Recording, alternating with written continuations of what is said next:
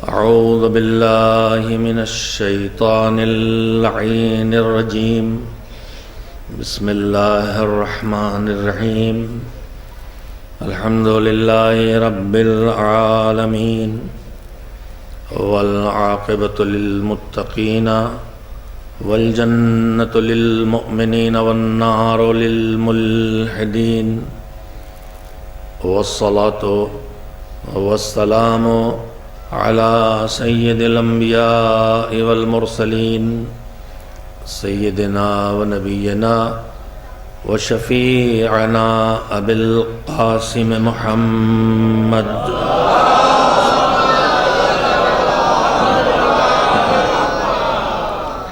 وآله الطيبين الطاهرين المعصومين المظلومين، واللعنة الدائمة الباقية على أعدائهم أجمعين من الآن إلى يوم الدين.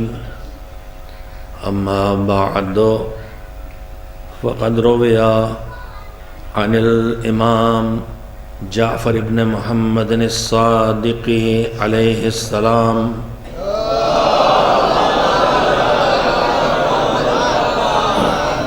أنه قال: العامل على غير البصيرة كالسائر إلى السراب، لا تزيد سرعة سيره إلا بعدا. صلوات بھیجے محمد وآل محمد.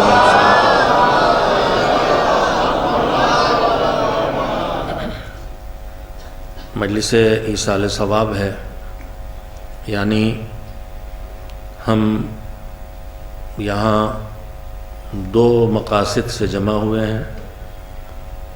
ایک ایسے کارہائے خیر کو انجام دینا، ایسے اچھے کام کرنا جن کا ثواب ان مرحوم تک پہنچ سکے جن مرحوم کے ایصال ثواب کے لیے یہ مجلس رکھی گئی ہے. اور دوسرا مقصد ہے کہ جو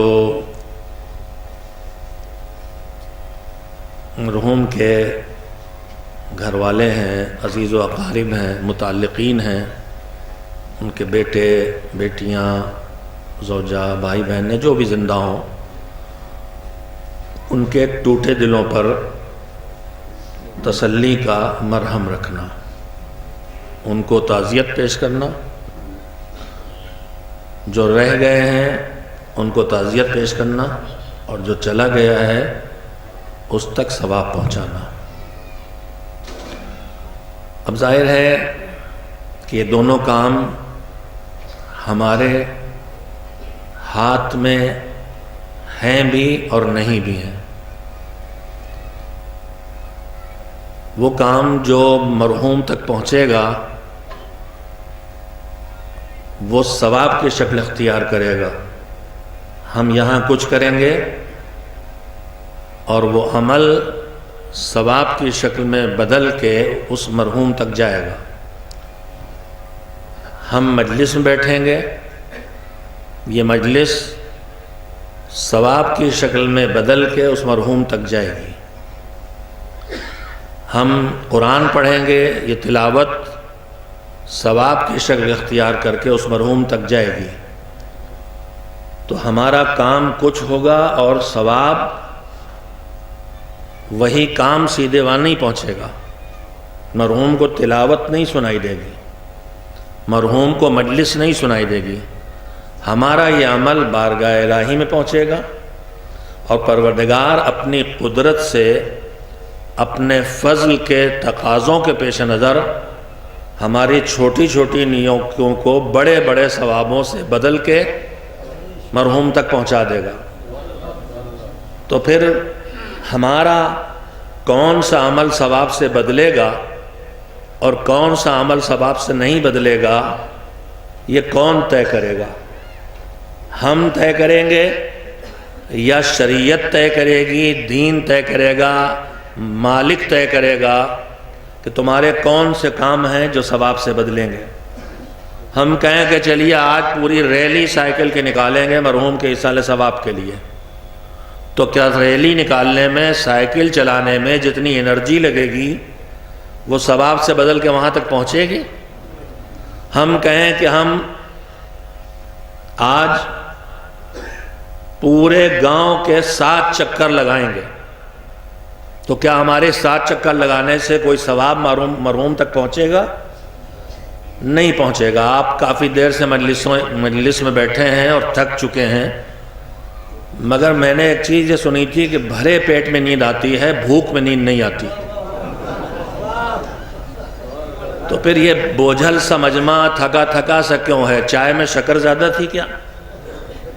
زیادہ شکر مٹھائی کھانے سے بھی آدمی کا دماغ بوجھل ہو جاتا ہے، لیکن میرے خیال میں اس وقت تو یہ چائے مددگار بنی ہوگی کہ انرجی پھر سے آ جائے اور دماغ کام کرنے لگے، اور اگر وہ انرجی کام نہیں آئی ہے تو صلوات کی انرجی تو بہرحال کام آئے گی۔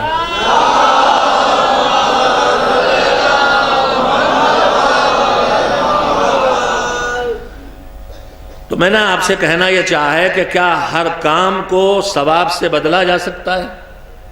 نہیں، جس کام کو اللہ نے اور اللہ کے بنانے کے بعد پیغمبر صلی اللہ علیہ وآلہ وسلم نے اور معصومین علیہ السلام نے بتایا ہے،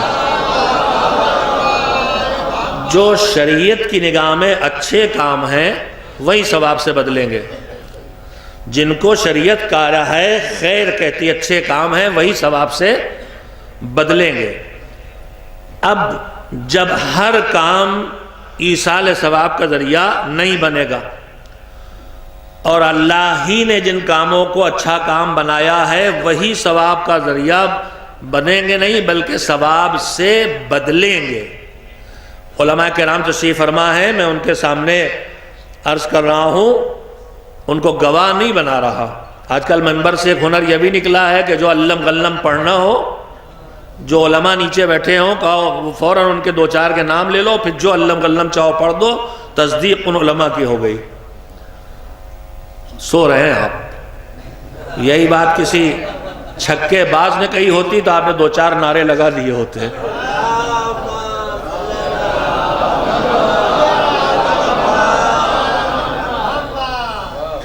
پیام صاحب نے ایک نظم کہی تھی زمانہ ہوئے، بچوں رستہ بھول نہ جانا۔ یہاں مکتب کے مدرسین اور مکتب کے بچے بیٹھے ہوں گے جوان ہو کے، اس میں ایک نظم ہے بچوں رستہ بھول نہ جانا۔ اسی میں ان کا ایک بند تھا، مجھے بھی پورا یاد نہیں رہ گیا، کہ مذہب دسترخوان نہیں ہے، اور کیا پتہ نہیں کیا کہے کی دکان نہیں ہے، اور اس کے بعد وہ خود بھول گئے۔ ان کا ایک ہنر یہ بھی تھا، مصرے بھول جاتے تھے اور بردستہ وہیں ممبر سے دوسرا مصرع کہہ دیتے تھے، تو 2 مصرے وہ بھول گئے، تو فوراً انہوں نے کہا کہ مذہب دسترخوان نہیں ہے اور کاہے کی دکان نہیں ہے، اور کرکٹ کا میدان نہیں ہے، ممبر سے چھکے نہ لگانا۔ تو آج کل تو یہ ممبر اور یہ مجلس جو ہے کرکٹ کا میدان بنا دی گئی ہے کہ نعرے کب زیادہ لگ رہے ہیں اور تعریفیں کب زیادہ ہو رہی ہیں اور چھتیں کب زیادہ اڑ رہی ہیں۔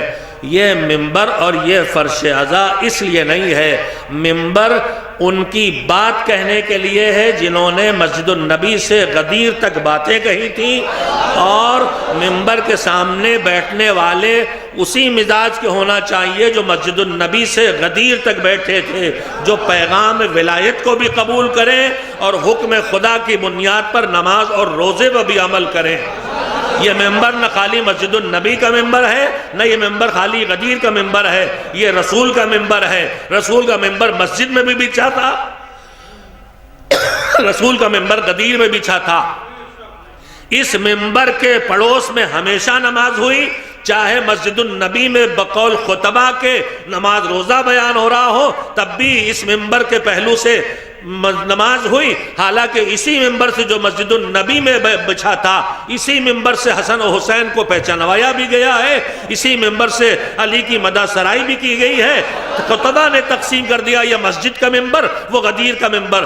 دونوں ممبروں سے دونوں باتیں ہوئی تھی. مسجد کے ممبر سے ولایت علی، طہارت اہل بیت، عظمت اہل بیت بھی بیان ہوتی تھی، نماز روزہ بھی بیان ہوتا تھا. غدیر کے ممبر سے بھی پیغمبر نے پہلے نماز بیان کی، روزہ بیان کیا، ایک ایک چیز بیان کر کے کہا پورا دین پہنچایا کہ نہیں. جب سب نے اقرار کر لیا کہ ہاں پورا دین پہنچایا تو اب ولایت علی کا اعلان کیا. یعنی یہ بتایا علی کے ولایت کے لائق تب بنو گے جب نمازی بن جاؤ، روزے دار بن جاؤ، باعمل دیندار بن جاؤ.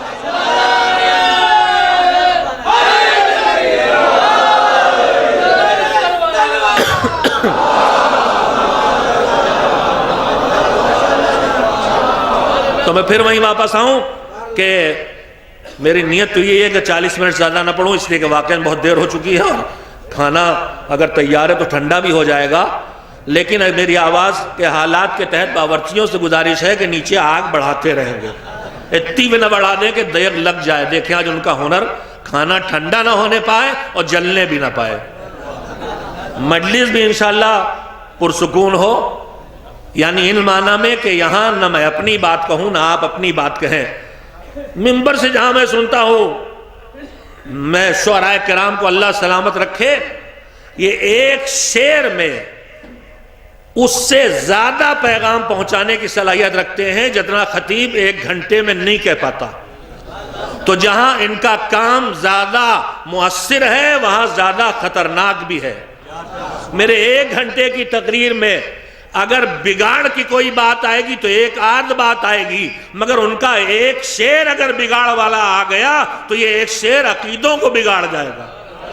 آج کل حالات بہت خراب ہو گئے ہیں. اس ممبر سے بھی چاہے بطور خطیب کوئی آئے چاہے بطور شاعر کوئی آئے، عجیب و غریب لہجے کی باتیں ہو رہی ہیں، دین کی بنیادی باتوں کا انکار کرنے جیسی صورتحال ہو رہی ہے. ابھی میں تنقید نہیں کر رہا، میں اس وقت کی پوری صورتحال کو آپ کی خدمت میں عرض کر رہا ہوں، اور وہ تنقید بھی ہے لیکن تنقید برائے اصلاح ہے، تنقید برائے اصلاح ہے. تنقید اس لیے ہے تاکہ ہم سب اس منبر کی ذمہ داریوں کو ادا کر کے پیغمبر گرامی اور ان کے اہل بیت علیہ السلام کے پیغام کو لوگوں تک پہنچا سکیں. ہمارے ائمہ نے ان مجالس کی برقراری کا حکم دیا ہے. متعدد ائمہ نے، 6 امام 8ویں امام خاص کر کے کہا کہ اتجلسون و تذکرون، کہ تم بیٹھتے ہو اور ہماری باتیں کرتے ہو. بیٹھنے کی جگہ ہی کو مجلس کہتے ہیں، جہاں ان کا ذکر کیا جائے. کہاں بیٹھتے بھی ہیں ذکر بھی کرتے ہیں. تو پیغمبر 6 امام اور 8ویں امام کے ارشادات ہیں، فرمایا کہ بیٹھو اور ذکر کرو. فَإِنِّي أُحِبُّ تِلْكَ الْمَجَالِسِ يَا هَذِهِ الْمَجَالِسِ إِنِّي أُحِبُّهَا.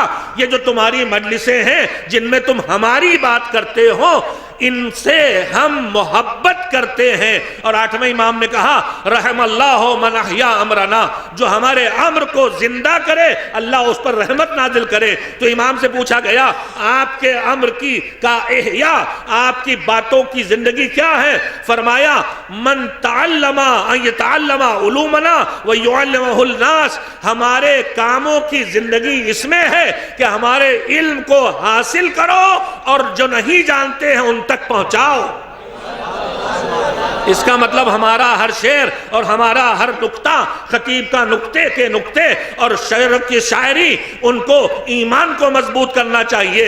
ایمان توحید کا ایمان مضبوط ہو، عدالت الہیہ پر ایمان مضبوط ہو، نبوت پر ایمان مضبوط ہو، قیامت پر ایمان مضبوط ہو، حساب و کتاب پر ایمان مضبوط ہو. وہ شعر جو یہ کہے کہ ایک نعرہ حیدری لگاؤ گے تو تمہاری قبر سے منکر نکیر سرپٹ بھاگ جائیں گے، یہ حساب و کتاب کے عقیدے کو مضبوط کرنے والا شعر ہے یا کمزور کرنے والا؟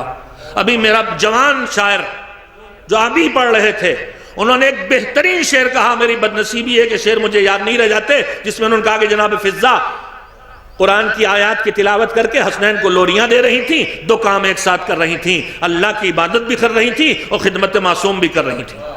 یہ شعر مجھے یاد نہیں رہ جاتے، نہیں رہ گئے، ابھی آپ نے سنا ہے. میں اس میں پہلی تو یہ بات کہنا چاہتا ہوں میرے جوان بھائی بلکہ میرے جوان بیٹے، وہ 2 کام خدمت بھی کر رہی تھی، وہ بھی تو عبادت خدا ہی تھی. جو کام بھی حکم خدا سے کیا جائے وہ عبادت ہے، تو یہ کیوں سوچو کہ تلاوت عبادت خدا ہے اور حسنین کو لوریاں دینا عبادت خدا نہیں ہے؟ یہ بھی تو حکم خدا سے ہے، وہ بھی عبادت تھا، یہ بھی عبادت ہے۔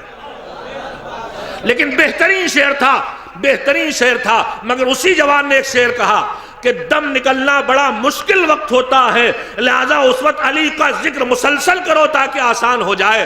میں یہ نہیں کہتا علی کو یاد کرو چاہے نہ کرو، وہ تو سب کے سرانے آئیں گے،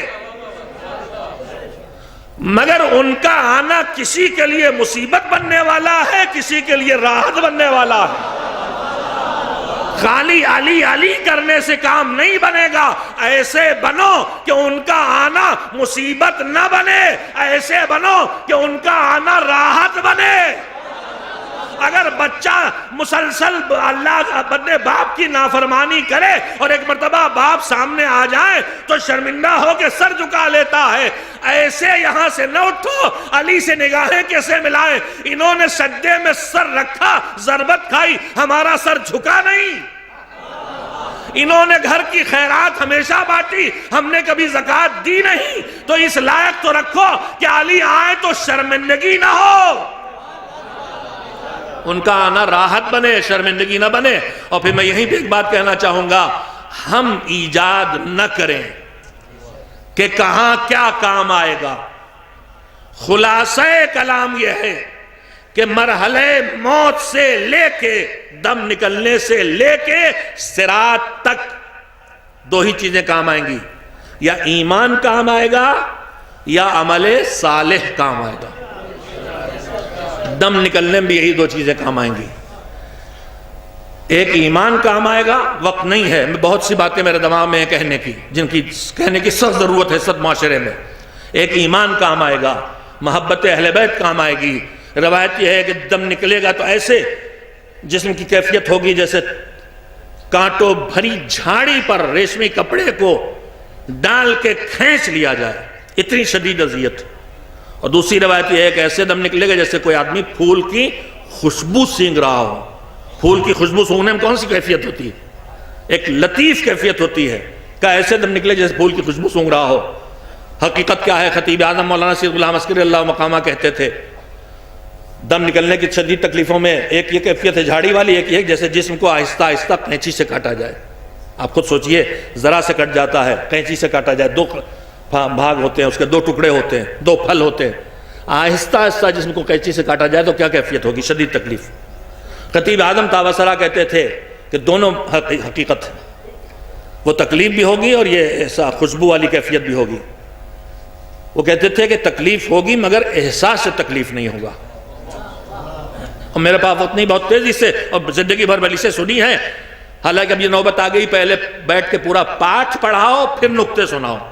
نوجوان نسل کے یہی حال ہو گیا، لیکن میرے سامنے نوجوان نہیں بیٹھا الحمدللہ، وہ زیادہ کرسیوں پہ ہوں گے۔ اور یہ فرش اعضاء سے دوری کا نتیجہ ہے کہ پہلے انہیں شب ہجرت سناؤ بیٹھ کے، پھر بتاؤ کہ وہاں کس نے اپنا نفس بیچا تھا۔ اگر خالی اتنا کہہ دیا کہ رضوان نے خدا کے بدلے نفس بیچا، ان کے عثمانوں سے نکل جائے گا۔ ان کو تو واٹس ایپ سے فرصت ہی نہیں، وہاں کرسی بیٹھیں گے واٹس ایپ پہ انگلیاں چلتی، سب کے لیے نہیں کر رہا ہوں، بہت سے معذورین بھی ہیں، میں سب کی توہین، اگر میرے جملے سے توہین ہو رہی تو میں اپنے الفاظ سے شرمندہ ہوں، تمسخر نہیں، بہت سے لوگ مجبور ہیں، بہت سے لوگ پیر موڑ کے نہیں بیٹھ سکتے، بہت سے لوگ دھوپ میں بیٹھے ہیں، بہت سے کو زمین پہ بیٹھنے کی عادت نہیں رہ گئی، بہت مختلف مسائل ہیں، لیکن ہماری ایک کمزوری بن گئی ہے واٹس ایپ ہاتھوں پہ، اور اس کے بعد ایک کے بعد ایک، ایک کے بعد ایک کام چلتے ہی رہتا۔ جب انگلیاں ادھر ہے تو دماغ بھی ادھر ہے۔ میں ایک جملہ خالی یہاں پہ کہتا ہوں، ایک اور نئی آفت آئی ہے، اب یہ واٹس ایپ یہاں مجلس تو مجلس، کربلا اور نجف میں بھی ساتھ نہیں چھوڑتا۔ ہر قدم کی ایک سیلفی، ہر قدم کی ایک سیلفی، آپ کے لیے دعا کر رہے ہیں۔ بھیا اتنا دکھاوا خدا کے لیے نہ کرو، کچھ تو اللہ کے لیے چھوڑ دو۔ مارے باٹے پڑے ہوئے ہیں، آپ کے دعا، اور وہاں جا رہا ہوں آپ کے لیے دعا کی، اور کربلا میں دعا کی، یہ سب کام مالک کے حوالے کرو بھائی۔ اور تمہارا جی چاہتا ہے کہ وہ لوگوں تک پہنچا دے، تب بھی اسی کے حوالے کرو، تم اس کے حوالے کرو، لوگوں تک پہنچائے گا۔ وہ برائیوں کا چھپانے والا، نیکیوں کو پھیلانے والا ہے۔ سیلفی نے آفت مچا رکھی ہے۔ ابھی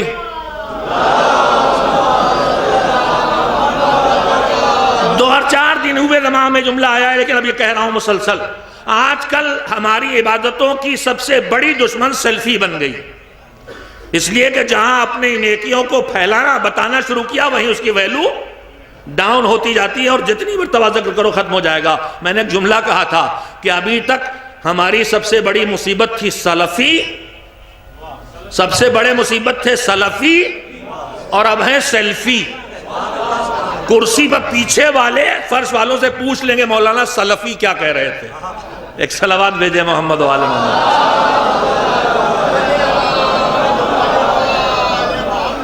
میرے عزیزو، کہاں کیا کام آئے گا؟ ایمان اور عمل صالح کام آئے گا.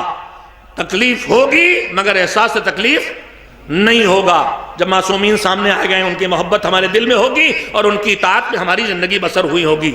تکلیف ہوگی مگر احساس تکلیف نہیں ہوگا. ثبوت کیا ہے؟ ثبوت ہے جب جناب زلیخا یوسف پر فریفتہ ہوئیں اور مصر کی عورتوں نے الزام لگائے، انہوں نے امتحان کرایا، کہا لیمو لو، چھری لو، لیمو کاٹو. جب یوسف سامنے سے گزرے تب کاٹنا.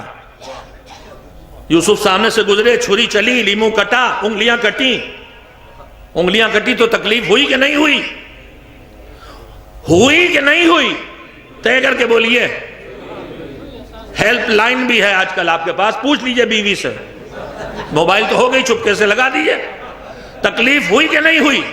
چھری چلی، انگلی کٹی، سن تو نہیں کیا گیا، تکلیف ہوئی مگر احساس تکلیف، درد ہوا، احساس درد نہیں ہوا. کیوں؟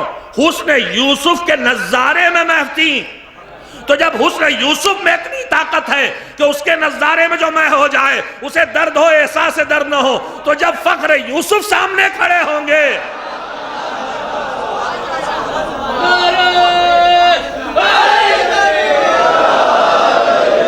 درد ہوگا مگر احساس درد نہیں ہوگا.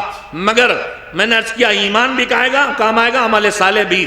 بات آئی ہے تو سن لیں. احتضار کے عالم میں وہ تو آئیں گے، اس کے لیے کچھ کرنا نہیں. علی علی کرو چاہے نہ کرو، وہ آئیں گے. خالی زبان سے علی علی کرنے سے کچھ ہونے والا بھی نہیں. عمل سے علی علی کی آوازیں نکلنا چاہیے. عمل سے علی علی کبھی اللہ اکبر کی شکل میں آئے گا، کبھی تلاوت قرآن کی شکل میں آئے گا، کبھی غریبوں کی مدد کی شکل میں آئے گا، کبھی بزرگوں کے احترام کی شکل میں آئے گا.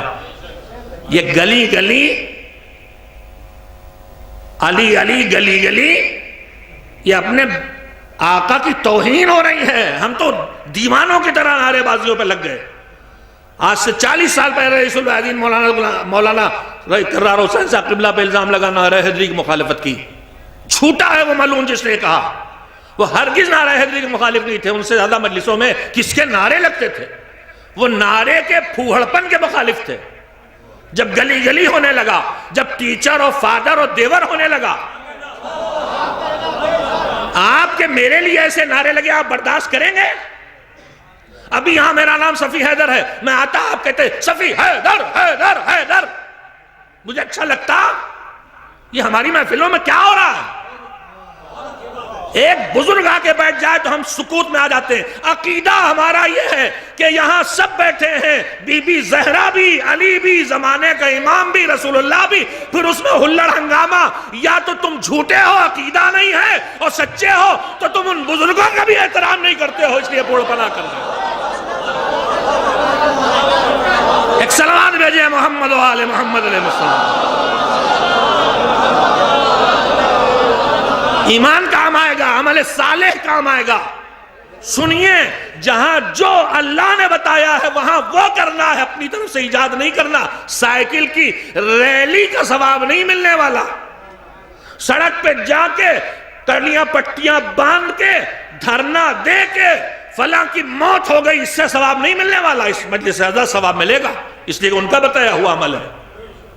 ابھی آپ جلسے تعزیت کریں، اس سے کوئی ثواب نہیں ملے گا. ہوتے ہیں جلسے تعزیت، کیا ثواب ملے گا؟ کچھ ثواب نہیں ملتا جلسے تعزیت سے. فیشن بن گیا. خالی کرنا ہے تو مجلس تعزیت کر لو بھائی. تذکرے ان کے کرو، فائدہ تمہیں پہنچے گا. عمل صالح کام آئے گا، ایمان کام آئے گا، عمل صالح. دم نکلنے کی مشکلوں کو آسان کرنے کے جو راستے ہیں ان میں ایک ہم آپ سب جانتے ہیں سورہ یاسین کی تلاوت کرنا. اس کے علاوہ اور سورہ بھی ہیں، سورہ صف، سورہ صفات، یہ بھی ہیں.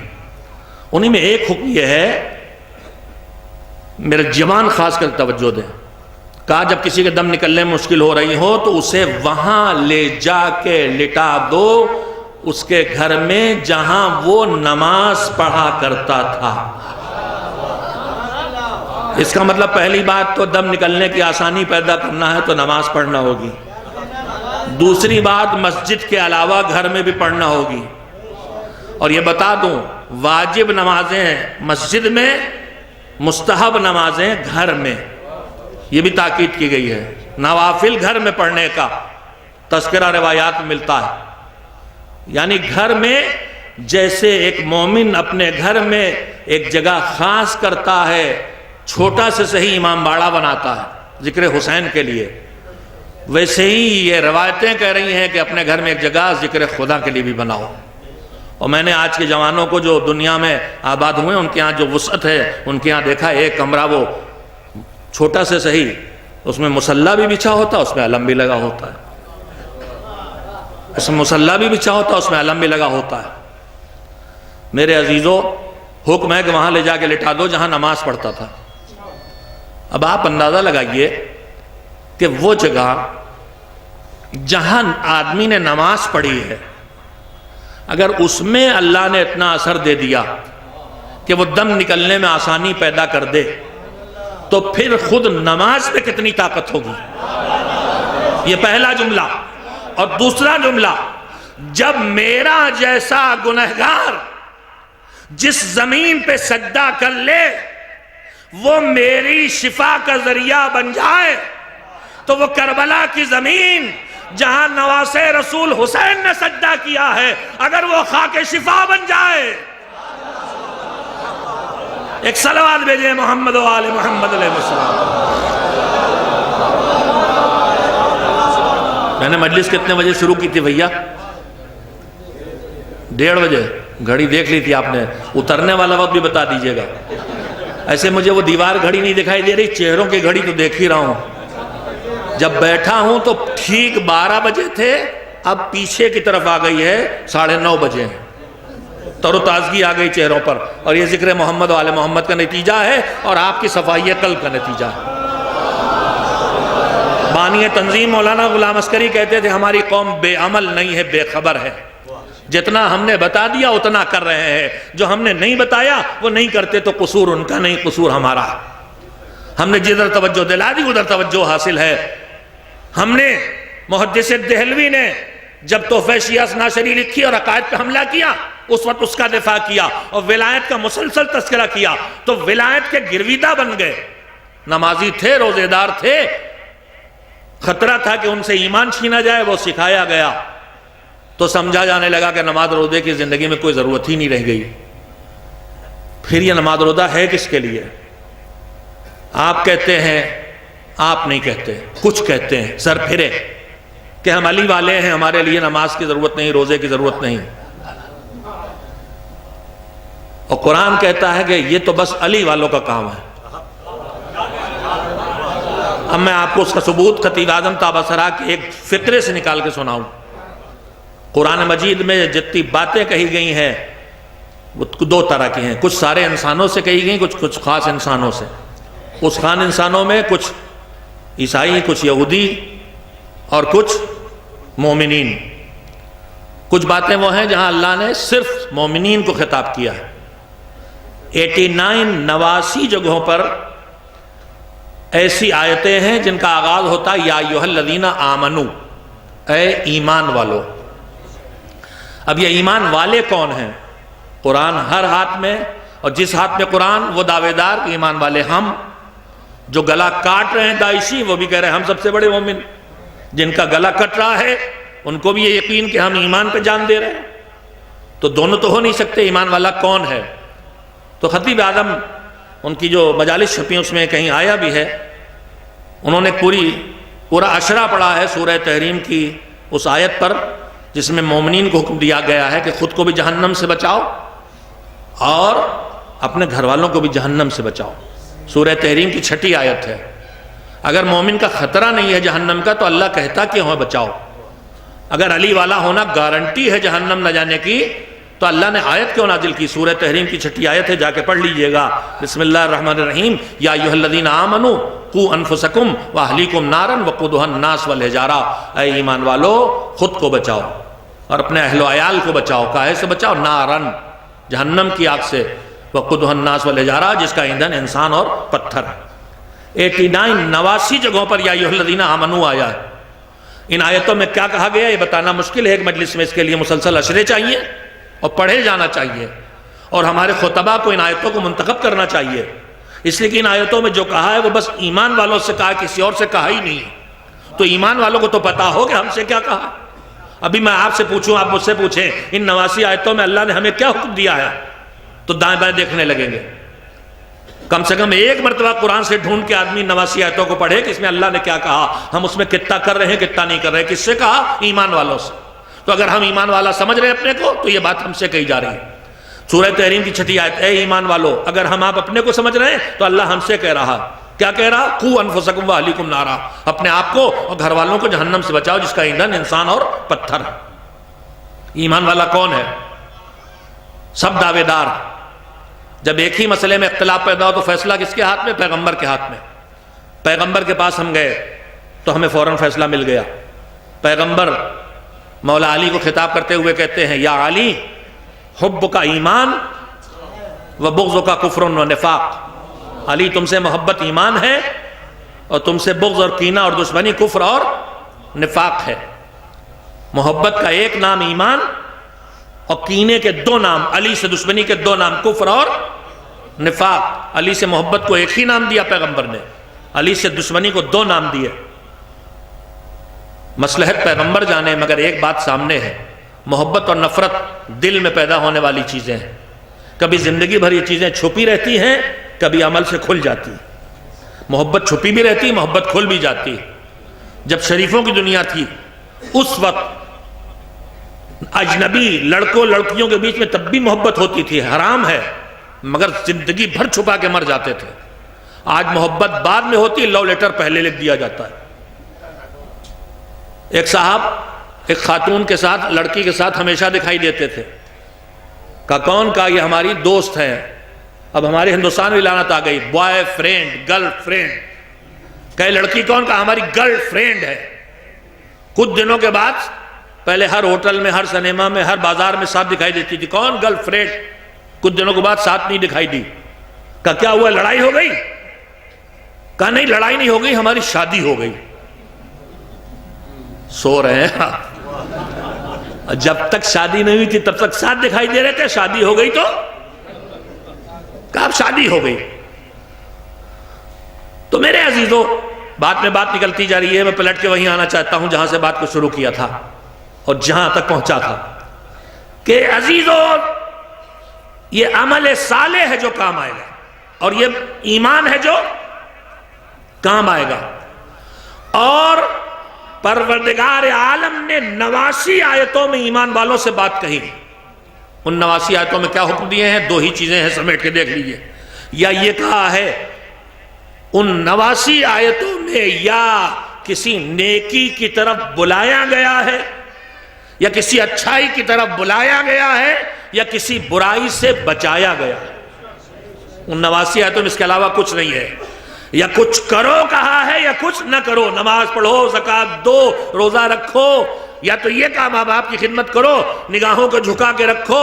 یا تو یہ کہا ہے، یا یہ کہا ہے سود نہ کھاؤ، جھوٹ نہ بولو، غیبت نہ کرو. کرو اور نہ کرو. یہ ساری 89 کی 89 آیتیں احکام پر مشتمل ہیں. ان میں کسی میں عقیدہ بیان نہیں کیا گیا. توجہ دیجئے گا، جب ایمان والا کہہ دیا تو اس کا مطلب عقیدے والے ہیں. یہ ایمان والا کہہ دیا اس کا مطلب توحید کو مانتے ہیں، عدالت کو مانتے ہیں، نبوت کو مانتے ہیں، امامت کو مانتے ہیں، قیامت کو مانتے ہیں. ان پوری 89 آیتوں پڑھیے گا، یا کہا ہے نیکی کرو، یا کہا برائی سے بچو، نماز پڑھو، روزہ رکھو. تو اب پیغمبر نے کہا اے علی، تم سے محبت ایمان، تم سے دشمنی کفر و نفاق. ایمان محبت کو ایک نام اور دشمنی کو 2 نام. محبت اور نفرت چھپے بھی رہتے ہیں، کھل بھی جاتے ہیں.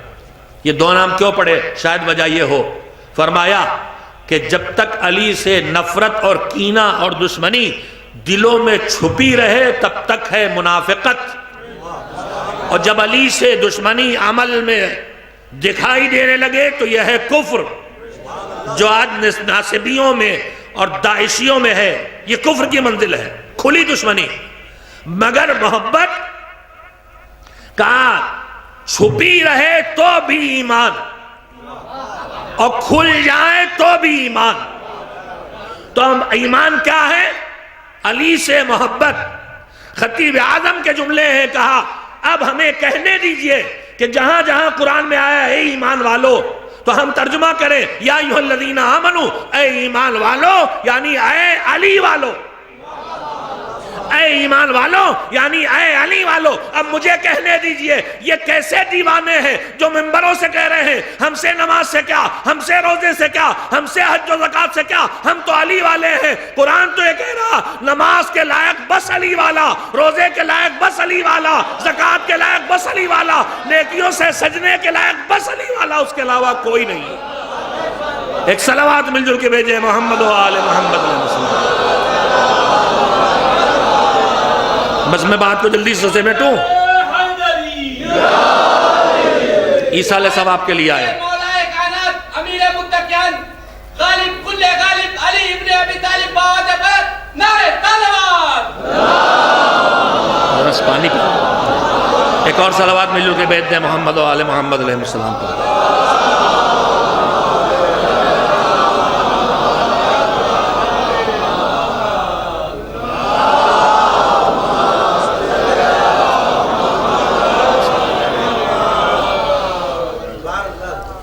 میں نے عرض کیا تھا عیسیٰ علیہ السلام آپ کے لیے آئے، نیکیاں ہم نہیں تراشیں گے، جو اللہ نے جنہیں نیکی بنایا ہے بس وہی عیسیٰ علیہ السلام ذریعہ بنیں گے۔ یہ پھول پتیاں تیل میں ڈال کے انگلیاں ڈبو کے اور چنوں پہ فلاں فلاں پڑھ کے یہ ہماری ایجادات ہیں، ہماری حماقتیں ہیں، یہ اللہ کے بتائے ہوئے طریقے نہیں ہیں۔ اب کھل کے کہنے کا زمانہ ہے، شعور کا زمانہ، اور میں نے روایت ہی وہی پڑھی۔ تو نیکیاں دو طرح کی ہیں، ایک نیکی وہ ہے جو کی اور ختم ہو گئی، جو ثواب ملنا تھا مل گیا، جتنی دیر تلاوت کی اتنی دیر تلاوت ہوئی، اس کا جو ثواب تھا وہ ملا اور پہنچ گیا، جتنی دیر نماز پڑھی اتنی دیر نماز پڑھی اور اس کا جو ثواب ملا وہ پہنچ گیا۔ مگر نیکیوں کی دوسری قسم ہوتی ہے، ہم نے نماز پڑھی نہیں، ہم نے نماز کسی کو پڑھنا سکھا دی، اور عیسیٰ علیہ السلام کے لیے 2 رکعت پڑھی، 1 سورہ پڑھا، 1 قرآن پڑھا، ثواب کے لیے جتنا ہوا پہنچ گیا۔ لیکن اگر ہم نے کسی کو قرآن پڑھنا سکھا دیا، ہم نے کسی کو نماز پڑھنا سکھا دی، تو اب یہ عیسیٰ علیہ السلام رکنے والا نہیں ہے، یہ پڑھے گا ثواب وہاں جاتا رہے گا، یہ آگے پڑھنا سکھاتا رہے گا، یہ ماں بنے گی، یہ باپ بنے گا، یہ اپنی اولاد کو سکھائے گا، یہ اپنی بیٹی کو سکھائیں گے، یہ عیسیٰ علیہ السلام پھیلتا چلا جائے گا۔ یہ مجلس بھی انہی میں سے ہے، ایسی مجلس نہ ہو کہ خالی یہیں پہ ذکر ہوا اور ختم ہو گیا، ایسی مجلس ہو کہ جب جائے تو کوئی نمازی بن کے جائے، کوئی روزہ دار بن کے جائے، کوئی خمس نکالتا ہوا جائے، کوئی پابند نماز بن کے جائے۔ اب جائے گا تو عیسیٰ علیہ السلام وقتی نہیں ہوگا، یہ مستقل ہو جائے گا، اور یہ تب ہوگا جب ہمارے اندر دین کا شعور ہوگا۔ میں نے اپنے چھٹے امام حضرت جعفر صادق علیہ السلام کا ارشاد پڑھا، العامل علی غیر البصیرہ، مومن کی جو صفتیں ہیں جن کے بغیر مومن نہیں ہو سکتا، اس میں مومن کی کوالٹی نہیں آ سکتی، بہت سی ہیں۔ خالی لا الہ الا اللہ محمد رسول اللہ علی ولی اللہ صلوات اللہ وسلم علیہم کہنے اور ماننے سے نہیں ہو جاتا، مان کے لوور کوالٹی مومن بنتا ہے۔ پل کے کنارے پہ کھڑا ہے، 1 قدم بھی لغزش ہوئی دھڑام سے دریا میں، کوالٹی والا مومن، جس کی ایمان کم سے کم مومن کون ہے؟ چھٹے امام حضرت جعفر صادق علیہ السلام نے فرمایا کہ کم سے کم ایمان کی 2 پہچانیں ہیں۔ ایک یہ ہے کہ جب کوئی بھی اچھا کام کرو تو دل کو خوشی محسوس ہو۔ ہم نے جب پڑھا تو ہم نے سوچا ہم سے بڑا مومن کون؟ مسجد کوئی اور بنوائے، سمجھا جائے ہم نے بنوایا ہے، خوش. پیسہ کوئی اور دے تختی میری لگے خوش. آج کل بہت چل رہا ہے سب جو کر رہے ہیں انہیں سوچنا چاہیے آخرت کے لیے کر رہے ہیں دنیا کے لیے. پیسہ ہم لے کے آئیں امریکہ کینیڈا افریقہ سے اور تختی لگوائیں اپنی, تو پھر ہارون رشید کی مسجد بنوا دے. کسی نے مسجد بنوائی تھی جناب بہلول نے کہا کس کے لیے بنوا رہے ہو؟ کہا خدا کے لیے. اگلے دن انہوں نے اپنی تختی لگوا رکھی تھی, گئے انہوں نے لگا دی مسجد بہلول, تختی ہٹا کے اپنی نیم پلاٹ لگا دی. بھائی یہ کیا کیا؟ کہ تم نے تو کہا تو خدا کے لیے, اگر خدا کے لیے تو میری تختی لگے تمہاری لگے فرق کیا پڑتا ہے؟ آفت آئی ہوئی ہے. حلوائی کی دکان پہ دادا کے فاتحہ, اتنا بڑا ادارہ تنظیم المکاتب قائم کر کے گئے غلام عسکری, کبھی اپنے قلم سے نہیں لکھا بانی تنظیم المکاتب. آج پوری دنیا لکھ رہی ہے. اب ایک چھوٹی سے میں لفظ کہنا چاہتا ہوں لیکن نہیں کہتا ہے کہ مجبور ہوں, چھوٹی چھوٹی دکانیں کھلتی ہیں. اب بانی ادارہ فلاں, پہلے بانی ادارہ مرحوم ہونے کے بعد لکھے جاتے تھے, اب اپنے قلم بقلم خود بانی ادارہ ہو گئے. علامہ بقلم خود, بانی ادارہ بقلم خود, مجتہد بقلم خود, آیت اللہ بقلم خود. اب پرانے زمانے جب سب کو لکھنا نہیں آتا تھا تو خط لکھوایا کرتے تھے, جو سے لکھواتے تھے تو وہ لکھ دیتا تھا صفی حیدر بقلم حیدر بقلم محمد حسین, اور جب خود لکھتے تھے تو اپنی قابلیت ظاہر کرنے کے لیے لکھتے تھے کہ صفی حیدر بقلم خود. بہت پڑھے لکھے قابل آدمی اپنا خط خود لکھ لیتے ہیں. تو آج کل قابلیت اتنی بڑھ گئی, آیت اللہ بقلم خود, علامہ بقلم خود. اتنے فیس بک کے علامہ بقلم خود پیدا ہو گئے ہیں کہ اللہ کی پناہ. یہ سارے علامہ عین سے علم والے نہیں ہیں, الف سے علم والے علامہ ہیں, تکلیف پہنچانے میں آگے, نبی کو, امام کو, معصوم کو, قوم کو ستانے والے. بقلم خود کی بھی آفت آئی ہوئی ہے. بانی ادارہ بقلم خود. اور آفت آئی ہوئی, پہلے ہمارے پوسٹر میں مرحومین کے تصویریں بھی نہیں چھپتی, چلو چھپنے لگی لوگ پہچان جائیں کون صاحب تھے.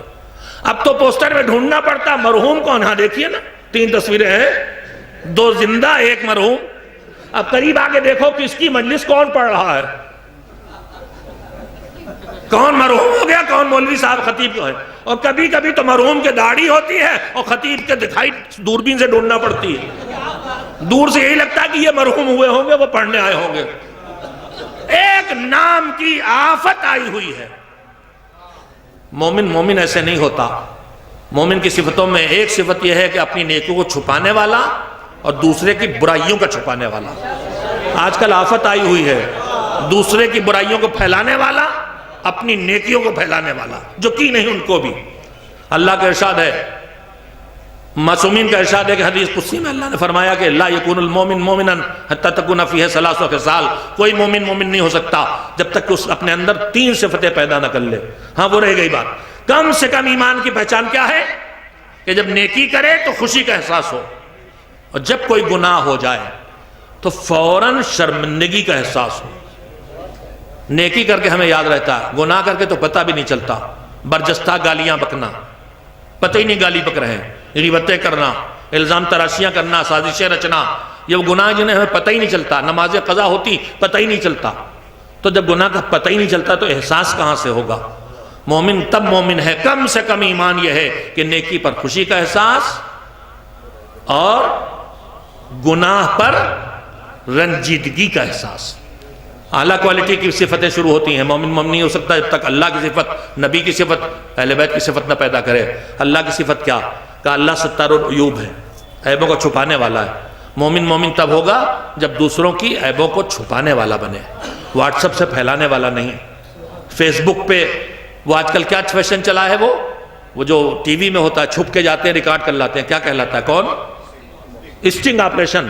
حرام ہے اسلام میں, کسی کو جائز نہیں. تجسس حرام ہے اسلام میں. دوسروں کی کمیوں کو پھیلانا نہیں ہے, اللہ اجازت نہیں دیتا اس کا. مومن کا کام ہے دوسرے کی برائیوں کو چھپانا. یہ اللہ کی صفت, رسول کی صفت کا خوش اخلاقی. یہاں ذرا سے کچھ آیا اکڑ پھوں, وزیر ہوئے نہیں, خالی کسی پھٹیچر قسم کے کارپوریشن کے چیئرمین ہو گئے, بس لکھنا شروع کر دیا فلانے منسٹر صاحب. ایک لال بتی ملی, محلے والوں کو جینا دوبر پے پا ہر وقت لگا ہوا ہے. ایک آفت پورے معاشرے میں آئی ہوئی. ذرا سے پیسہ آیا گاڑی سے اتریں دھڑام سے دروازہ بند کریں تاکہ سب لوگ دیکھ لیں بہت عمدہ والی گاڑی سے آئے. غرور، تمکنت بڑھتا چلا جا رہا. کہ مومن مومن نہیں ہو سکتا جب تک اپنے اندر پیغمبر کی صفت نہ پیدا کرے، خوش اخلاقی. حضور نے فرمایا کچھ نہیں کر سکتے، پیسہ نہیں تمہارے پاس، علم نہیں تمہارے پاس، کچھ نہیں ہے، طاقت بھی نہیں کہ ہاتھوں سے مدد کر دو، تو تمہارا کیا جاتا ہے کہ ایک تبسم سے مومن سے بات کرو، کم سے کم اتنا تو کرو. تیسری صفت کیا ہے؟ کہ مومن مومن نہیں ہو سکتا جب تک کہ اہل بیت کی صفت اپنے اندر پیدا نہ کرے. وہ کیا ہے؟ کہ اہل بیت کی صفت یہ ہے کہ انہوں نے مصیبتوں میں صبر کیا.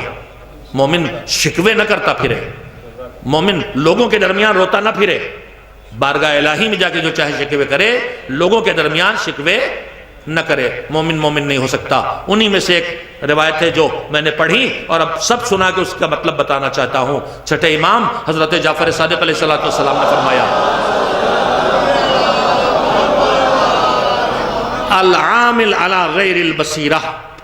دیکھنے کے دو ذریعے ہیں انسانی وجود میں، ایک یہ آنکھ ہے جو ظاہر کو دیکھتی، اور ایک یہ دل ہے جو باطن کو، صحیح اور غلط کو دیکھتا ہے. آنکھ کے دیکھنے کو بصارت کہتے ہیں اور دل سے دیکھنے کو بصیرت کہتے ہیں. بصیرت انسان کو ملتی ہے ایمان سے، تقوی سے، زہد سے، دنیا داری سے، دوری سے، حب دنیا سے خود کو بچانے سے بصیرت آتی ہے. احکام خدا کی پابندی سے، گناہوں سے بچنے سے بصیرت آتی ہے. جھوٹ اور سچ کے درمیان پہچان کی صلاحیت، اچھے اور برے کے بیچ کی شناخت کی صلاحیت، یہ بصیرت ہے. صحیح اور غلط کی پہچان کی صلاحیت، یہ بصیرت ہے جو تقوی سے آتی ہے، جو عمل سے آتی ہے، جو زہد سے آتی ہے. امام نے فرمایا کہ دین کو سمجھے بغیر، احکام خدا کا شعور پیدا کیے بغیر جو دیکھا کرنے لگے، روز نظریں نئی ایجاد ہو رہی ہیں، ہم دوڑے چلے جا رہے ہیں، کہیں نہیں دیکھتے کسی معصوم نے کہیں کہا بھی ہے. طرح طرح کی ترکیبیں مذہب میں روز نکل رہی ہیں، نئی عزاداری میں نئے نئے کام ہو رہے ہیں، بغیر کسی شعور اور سمجھ کے ہم دوڑے چلے جا رہے ہیں. ائمہ اس پہ راضی بھی ہیں. ہر جگہ ایجادات کی آفت آئی ہوئی ہے، جو کرتے دیکھا کرنے لگے. کہیں کسی نے لائٹ رات میں جلا دی، لے لیجئے معجزہ ہو گیا، مٹی کھرچے چلے جا رہے ہیں، کھائے چلے جا رہے ہیں. سوائے تربت حسینی کے کسی معصوم کی قبر کی مٹی کھانا بھی جائز نہیں ہے. جوگی پورا دوڑے چلے جا رہے ہیں، حسین ٹیکری میں گڈھے کھدے چلے جا رہے ہیں، مٹی شفا کے لیے آ رہی. حرام ہے چاہے جتنی برکت ہو. قبر رسول کی مٹی بھی نہیں کھا سکتے. یہ شرف صرف اور صرف حسین کی قبر کی مٹی کو ملا ہے جو شفا بنائی گئی، کوئی نہیں. ہمارے منسوب کر لینے سے وہ قبر حسین اور روضہ حسین نہیں بن جاتا. روضہ حسین بس وہی ہے جس قبے کے نیچے قبر حسین بنی ہے. ہمارے بنا لینے سے روضہ حسین نہیں بن جائے گا، شبیہ روضہ بنے گا. خالی وہاں نہیں پہنچ پاتے، یہاں دیکھ کے دل کو پرسکون بنا لے، مگر کوئی حکم کربلا کا یہاں نافذ نہیں ہوگا، نہ کربلا کو کوئی اثر یہاں پیدا ہوگا. ایک آفت آئی ہوئی ہے روضہ سازی کے. آپ مجھے وہابی کہیں، چاہے دشمن شیعہ کہیں، چاہے عزاداری کے مخالف کہیں، یہ کروڑوں روپے کی نقلی عمارتیں بنا کے کیا ہو رہا ہے؟ یہ ہو رہا ہے. سنیے مجھ سے، اللہ نے ہمارے دل میں تڑپ رکھی کربلا نجف کی، یہ اس تڑپ کو مٹایا جا رہا ہے. ماں کا سینہ ڈھونڈتا ہے بچہ بھوکا ہوتا ہے تو، جب ماں نہیں پلانا چاہتی چسنی پکڑا کے اسے مطمئن کر دیتی ہے. یہ کربلا کی تڑپ ختم کرنے کے لیے چسنیاں بنا کے تمہیں دی جا رہی ہیں. ہوشیار رہو. یہ بنانے والے جتنے ہیں ان کے ماضی میں جا کے دیکھو یہ پیسہ کہاں سے لائے اتنا. اگر انکم ٹیکس کا آفیسر ہیں تو رشوت کے علاوہ اتنا پیسہ نہیں ہوتا. اگر کاروباری ہیں تو سوائے حرام راستوں کے اتنا پیسہ نہیں ہوتا. یہ آفت آئی ہوئی ہے اور ہم کربلا نجف سمجھ کے وہاں جا کے دل ٹھنڈا کر لیتے ہیں. کربلا کی طلب ختم ہو جاتی ہے، نجف کی طلب ختم ہو جاتی. دشمن کی سازش ہے. جو الزام جس کا جی چاہے لگائے، یہ نقل ہے، اصل نہیں ہے. پہلے کہتے ہی تھے شبیہ کاظمین، شبیہ نجف. اب ہر روزے کو حضرت عباس کا روزہ، نجف، اصل بنا لیا. یہ اصل سے چھڑانے کی ترکیبیں. ہوشیار ہو جاؤ جوانوں، باشعور ہو جاؤ جوانوں. اپنے دل کے چین کے لیے ہم بوسہ دے لیں وہ ایک الگ بات ہے. ہم جن سے محبت کرتے ہیں ان کا رومال بھی مل جائے تو چومیں گے. اگر خدا نخواستہ ایک بچہ ہمیں گھر میں مر گیا، کرتا ملے گا محبت سے چومیں گے.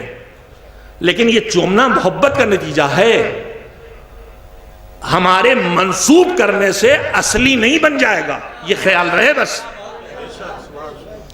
عباس کا علم وہی تھا جو عباس کے ہاتھ میں تھا. یہ عباس کا علم نہیں ہے، شبیہ علم عباس ہے جو ہم نے محبت کے لیے بنایا ہے کہ چوم کے تھوڑا سے دل کو چین مل جاتا ہے. یہ تابوت حسین کا نہیں ہے، ان کو تو تابوت نصیب ہی نہیں ہوا. یہ تو ہم نے اپنے دل کے چین کے لیے بنا لیا. لیکن ہم نے جو شبیہ بنائی ہے یہ اصل کی جگہ نہ لے، یہ بے شعوری اصل کی جگہ دلائے دے رہی ہے. میں کہنا یہ چاہتا ہوں جو کرو شعور کے ساتھ کرو. العامل علی غیر البصیرہ. سناٹا چھا گیا، ہو سکتا ہے اس کے بعد میٹنگیں ہوں، جلسے ہوں، پاس ہوں، کر لے جس کو کرنا ہے.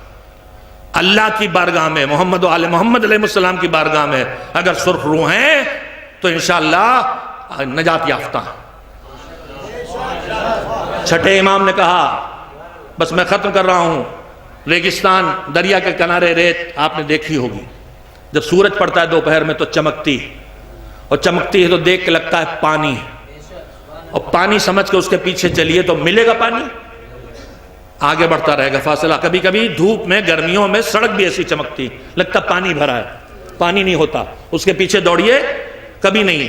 نتیجہ کیا ہوگا؟ دو نتیجے. جتنا دوڑیں گے پیاس بڑھے گی، جتنا دوڑیں گے منزل سے دوری بڑھے گی. ہمارے امام نے فرمایا العامل علی غیر البصیرہ، بغیر بصیرت، بغیر شعور، بغیر دین سمجھے، اندھا دھن جو ہوا کرنے لگے، ایسا عمل کرنے والا اس کی مثال اس انسان کی طرح ہے جو سراب کو، چمکتی ہوئی ریت کو پانی سمجھ کے پیاس بجھانے کے لیے اس کے پیچھے دوڑے. جتنا دوڑے گا منزل سے دور ہوتا جائے گا، پیاس بڑھتی چلی جائے گی. پہلے شعور پیدا کیجئے، یہ دین ہے کہ نہیں. دین کا حصہ بنانے کا ہم کو کوئی حق نہیں ہے. جو دین ہے وہ مل چکا ہمیں میدان غدیر میں، پورا ہو چکا. انہوں نے جہاں ہمیں اختیار دیا ہے، دلیلیں دی جاتی ہیں مسجد کعبے کی شبیہ ہے. جھوٹ، مسجد کعبے کی شبیہ نہیں ہے. مسجد خود ایک اصل وجود ہے، اور اللہ نے اختیار دیا کہ تم کسی زمین پر کھڑے ہو کے اسے ہماری عبادت کے لیے وقف کر دو، وہ مسجد ہو گئی. وہ کسی کی شبیہ نہیں ہے، وہ سب اصل ہیں. اس لیے جب اصل ہیں تو ان کے احکام بھی ہیں. شبیہ کا کوئی حکم نہیں ہوتا. شبیہ بنانے سے کوئی چیز، کوئی حکم نافذ نہیں ہو جاتا. آج کل ڈرامے ہیں، ائمہ طاہرین کی سیرت زندگی پر، اور مختلف شبیہیں دکھائی دیتی نہیں ان میں. اتنے ڈرامے کے کیریکٹر ہیں، یہ شبیہ بنتے ہیں کہ نہیں؟ تو کیا ہم بھی ان لوگوں کی طرح جو فلموں میں بھگوان بن کے آئے تو انہیں بعد میں بھگوان ماننے لگے، ہم بھی ویسے ہی ہو جائیں؟ نہیں. شبیہ شبیہ ہے، اصل اصل ہے. بہت چیزیں ہیں، آپ غور کریں. دین کے شعور کے ساتھ، دین کی سمجھ کے ساتھ دین پر عمل کریں، ورنہ دین کی سمجھ کے بغیر دین کی پیاس بڑھے گی اور منزل سے دوری بڑھے گی. شعور کی کمی تھی، شعور اور بصیرت کی کمی تھی کہ جب نوک نیزہ پہ قرآن بلند کیا گیا صفین میں تو قرآن کا دھوکہ کھا گئے. بے شعور لوگ تھے. مولا علی کہہ رہے تھے دھوکہ ہے، یہ قرآن ماننے والے نہیں ہیں، یہ قرآن کو درمیان میں لا رہے ہیں، مگر قرآن پر ان کا اعتماد نہیں ہے. مگر دھوکہ کھایا قوم نے، قرآن سے دھوکہ کھایا. تو یہ بصیرت کی کمی تھی. اور یہ بھی بصیرت کی کمی تھی کہ سر کٹنے کے بعد جب نوک نیزہ سے تلاوت قرآن ہو رہی تھی تب تو ہوش آ گیا ہوتا کوفہ والوں کو. تب تو کسی نے لا کے زینب کے سر پہ چادر ڈال دی ہوتی. لٹا ہوا قافلہ. اب جو مسائل پہ جو حصہ آ گیا وہی پڑھوں گا. لٹا ہوا قافلہ جب کوفے میں داخل ہوا، بیویوں کے ننگے سروں پہ نگاہیں، زینب تڑپ تڑپ کے کہہ رہی ہیں کہ کوئی چادر لا دے اور کوئی چادر دینے والا نہیں۔ ایک مرتبہ سر حسین نے تلاوت شروع کر دی۔ بہن سے کہہ رہے تھے، بے بہن جیسے تمہاری ندا اس طرح چھینی کہ کربلا کی ریت پر ہماری تپتی ہوئی لاش کو چھوڑ کے چلی آئی، کفن نہ دے سکی۔ میری بہن ہمارے ہاتھ کٹ گئے، ہمارا جسم پامال ہو گیا، ہمارا سروں کے نیزہ پہ ہم تمہارے سر پہ چادر تو نہیں ڈال سکتے، مگر بہن اٹھی ہوئی نامحرم نگاہوں کو تمہاری طرف سے ہٹا کے اپنی طرف کر سکتے۔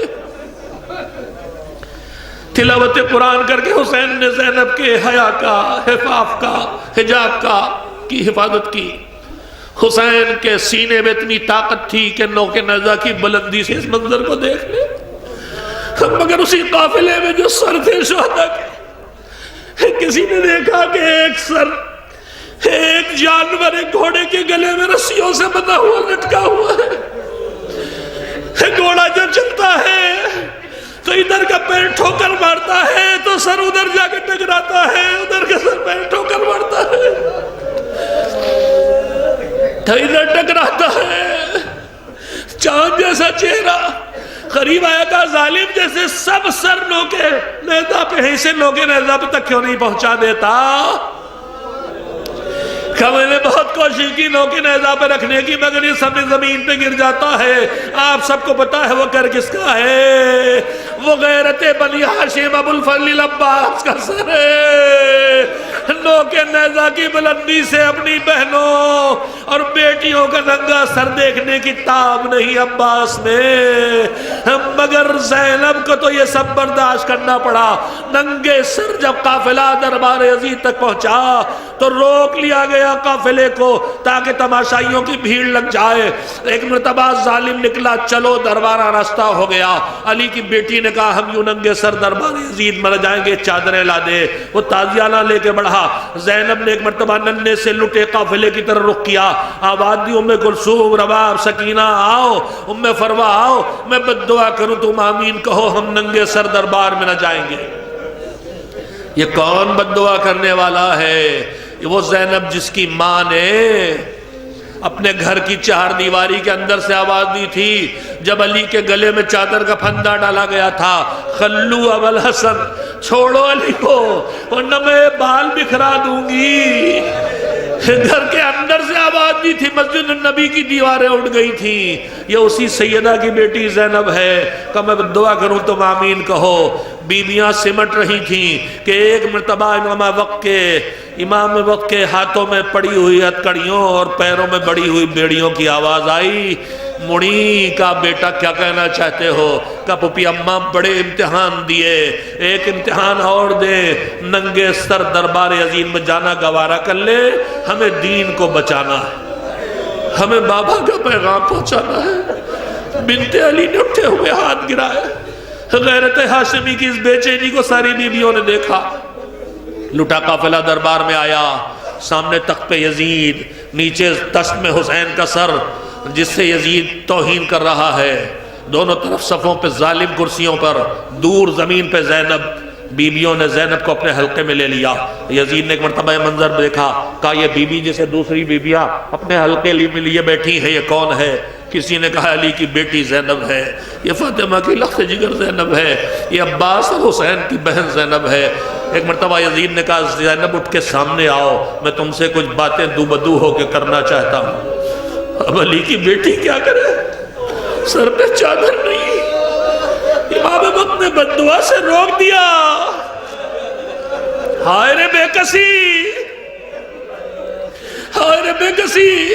فضہ نے دیکھا حبشے کی رہنے والی سیاہ پوست کنیز اٹھ کے آ گئی بی بی کے سامنے۔ یزید تیری مجال نہیں، جب تک میں زندہ ہوں تو میری شہزادی سے دو بدو ہو کے گفتگو نہیں کر سکتا۔ سامنے کھڑی ہو گئی، پردہ کر لیا اپنے بدن سے بی بی کا۔ یزید نے کسی ظالم سے کہا تازیانہ مار کے ہٹاؤ۔ ظالم تازیانہ لے کے بڑھا، ایک مرتبہ فضہ کی نظر اٹھی، یزید کے پیچھے اس کے ہم وطن حبشے کے رہنے والے سیاہ پوش غلام تلواریں لیے یزید کی حفاظت کے لیے کھڑے تھے۔ اس نے وہیں سے آواز دی، بس آخری فقرے ہیں، دل بے چین ہو گئے تو رو لیں گے۔ کہا ہے میرے حبشہ کے بھائیوں، میرے ہم وطن بھائیوں، تمہاری غیرت کو کیا ہو گیا؟ تمہاری بہن کو تعزیانے لگے اور تم کھڑے ہو کے تماشا دیکھو۔ آواز میں کرب تھا، غلام ننگی تلواریں لے کے آگے، امیر روک، اگر ہماری بہن کو ایک تعزیانہ پڑے گا تو یہاں خون کے دریا بہنائیں گے۔ یزید نے روکا، کنیز کو تعزیانے نہیں لگے۔ ہائے میری شہزادی کے دل پہ کیا گزری، شاید کربلا کے رک کر کے آواز دی ہو، ارے میرے غیرت دار بھائیا عباس، تمہارے بازو کیا کٹے، زینب رسن بستہ سر برہنہ دربار میں لائی گئی، کوئی ایک چادر دینے والا نہیں۔ واہ مظلومہ، واہ حسینہ، واہ غیرتہ، وَسَيَعْلَمُ الَّذِينَ ظَلَمُوا أَيَّ مُنْقَلَبٍ يَنْقَلِبُونَ أَلَا لَعْنَةُ اللَّهِ عَلَى الْقَوْمِ الظَّالِمِينَ۔ الہی بحق الزہرا و ابیہا و بعلہا و بنیہا، اللہم تقبل منا انکا انت السمیع العلیم۔ پروردگارہ، اس مجلس عزا اور اس عزاداری کے اہتمام کے ارد گرد جتنے کارہ خیر ہوئے ہیں، معبود ہم ان سب کو نیابتاً معصومین کی خدمت میں پیش کرتے ہیں۔ ان کے قبول کرنے کے بعد جو اس سے مزید اجر و ثواب ملے، معبود اسے مرحوم سید دلاور حسین ابن سید ابرار حسین کی روح تک پہنچا دے۔ پروردگارہ، ہماری تھوڑی سی نیکیوں کو ساری کمیوں کے باوجود قبول کر لے، کم سے کم ہمیں اتنا کر دے کہ ہم سے کوئی واجب نہ چھوٹے اور کوئی حرام کام ہم سے سرزد نہ ہو۔ معبود ہمارے گناہوں کو کثرت کے باوجود معاف کر دے، ہماری جسمانی بیماریوں کے ساتھ ساتھ ہماری روحانی بیماریاں، کینہ، حسد، سازش، غیبت، اہانت مومن کا دل توڑنا، ان گناہوں سے ہمیں بچا لے۔ پروردگار، ہم میں جو آپس میں پھوٹ ہے، ٹکراؤ ہے، جائیداد کے لیے، انا کے لیے، خاندان کے لیے، مذہب کے نام پر، مجلس کے نام پر، معبود اس پھوٹ اور اس ٹکراؤ سے ہمیں نجات دے دے، ہمیں ایک ہو کے دین کی خدمت کرنے کی توفیق عنایت فرما۔ جو بے دین ہیں انہیں دین کی راہ دکھا دے، مستقبل کی نسلوں کو دین کی راہ پر چلانے کے لیے ہمیں صلاحیتیں عطا فرما دے اور وسائل عنایت فرما دے، اور ہماری قوم کو اگلی نسلوں کی دینداری پہ متوجہ فرما۔ پروردگار، جو زمین میں دفن ہو گئے ان کی مغفرت فرما، جو ظلم و ستم کا شکار ہیں، یمن سے لے کر سیریا تک مالک تو دیکھ رہا ہے، ہڈیاں ہیں صرف وجود پر بچوں کے، معبود ان مظلوموں پر رحم فرما۔ الجزائر سے لے کے افغانستان تک خون بہہ رہا ہے، معبود ان سب پر رحم فرما۔ پروردگار، محمد و آل محمد علیہ السلام کے خدمت گزاروں، بالخصوص علماء، فقہا اور مراجع تقلید کے عزت و وقار کی حفاظت فرما۔ عتبات عالیات کی حفاظت کرنے والے سیدہ زینب سے لے کے کربلا و نجف و سمرہ کی حفاظت کے لیے شہید ہونے والے کو شہداء کربلا کے ساتھ جگہ عنایت فرما۔ جو حفاظت کا فریضہ انجام دے رہے ہیں ان کی حفاظت فرما۔ پروردگار، ہماری قوم میں یہ جو نظریات طرح طرح کے ایجاد ہو کے جوانوں کو بہکا رہے ہیں، چاہے وہ بنام اخباریت ہو، چاہے وہ ملنگ کے طور پر ہو، چاہے وہ کسی اور شکل میں ہو، پروردگار ان نئے نئے فرقوں کی ایجاد کرنے والوں کو اگر شعور کے لائق ہیں تو انہیں شعور عطا کر دے، ورنہ ان جوانوں کو ان کے چنگل سے چھڑا لے۔ پروردگار، جو دین فروشی کر رہے ہیں ان دین فروشوں کو محروم کر دے دنیا و آخرت کی زندگی سے، ہمارے جوانوں کو ان کی سے حفاظت فرما۔ معبود، ہمارے یہ ماتمدار جو خلوص کے ساتھ عزائے حسینی کا فریضہ انجام دیتے ہیں، کچھ مکار انہیں ورغلا رہے ہیں، بے عمل اور بے دین بنا رہے ہیں، ان مکاروں سے ان جوانوں کو نجات عنایت فرما۔ پروردگار، ہم سب کو شعور و بصیرت عنایت فرما، ہمیں علم دین حاصل کرنے کی توفیق عنایت فرما۔ زمانے کے امام کو ہم سے راضی و خوشنود فرما، عصر غیبت میں وہ زندگی دے کہ بعد ظہور ان کی خدمت میں حاضری دے سکیں اور ان کی اطاعت کر سکیں۔ ایک بار سورہ حمد اور 3 بار سورہ توحید کی تلاوت پھر سے کر کے مرحوم سید دلاور حسین ابن سید ابرار حسین کی روح کو ہدیہ کر دیں۔ بسم اللہ الرحمن الرحیم۔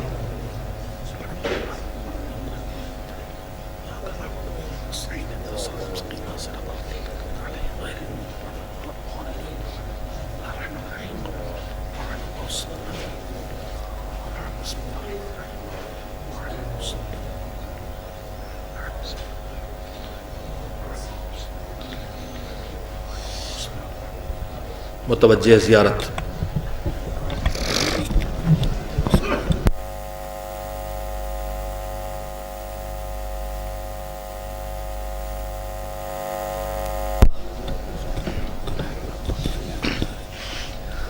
السلام علیک یا ابا عبداللہ، السلام علیک یا ابن رسول اللہ، السلام علیک وعلی جدک و ابیک، السلام علیک وعلی امک و اخیک، السلام علیکم جميعا شہداء کربلا ورحمۃ اللہ وبرکاتہ، السلام علیک یا مولاي غریب الغرباء، السلام علیک یا معین الضعفاء والفقراء، السلام علیک یا شمس الشموس، السلام علیک یا انیس النفوس، السلام علیک ایھا المدفون بارض طوس، السلام علیک یا سلطان العرب والعجم، یا ابا الحسن علی ابن موسیٰ الرضا ورحمۃ اللہ وبرکاتہ، السلام علیک یا مولانا یا صاحب العصر والزمان، الامان الامان الامان من فتنة الزمان ومن شر الشیطان، السلام علیک یا خلیفۃ الرحمن، السلام علیک یا شریک القرآن، السلام علیک یا مظہر الایمان، السلام علیک یا امام زماننا ھذا، عجل اللہ تعالی فرجک وسہل اللہ تعالی مخرجک وظہورک ورحمۃ اللہ وبرکاتہ. اللہم صلی علی محمد وعلی